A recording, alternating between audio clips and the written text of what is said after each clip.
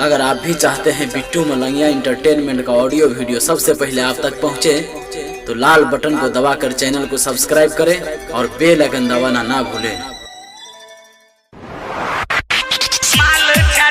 अखन अपने सब सुन रहा छी बिट्टू मलंगिया इंटरटेनमेंट के डीजे बालकृष्ण टीडी प्रोडक्शन हाउस सकरी।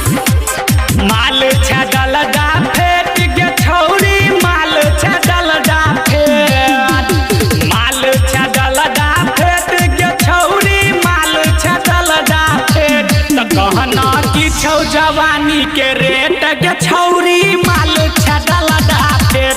त कहना की छौ जवानी के रेट गे छौरी, माल छडल दा फेट, माल छडल दा फेट गे छौरी, माल छडल दा फेट। त कहना की छौ जवानी के रेट गे छौरी, माल छडल दा फेट। त कहना की छौ जवानी के रेट गे छौरी, माल छडल दा फेट। डीजे बालकृष्ण डीजे बिट्टू मलंगिया मधुबनी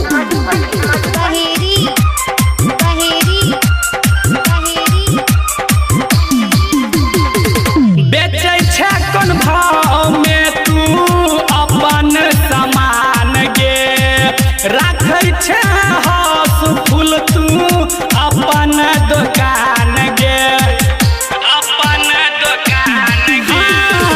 बेचै छै कोन भाव में तू अपन सामान गे, राखै छै हाथ फूल तू अपन गोदाम गे।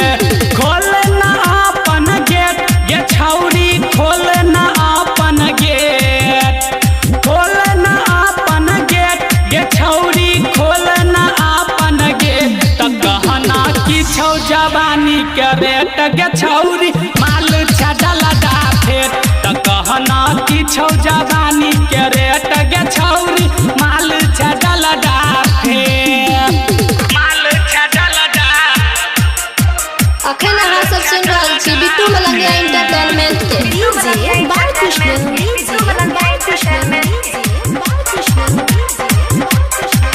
रखै छै माल बुची कोन ब्रांड के, मार्केट में नहीं छौ गे तोहर डिमांड गे, तोहर डिमांड गे। सुन राखै छै माल बुची कोन ब्रांड के, मार्केट में नहीं छौ गे तोहर डिमांड गे।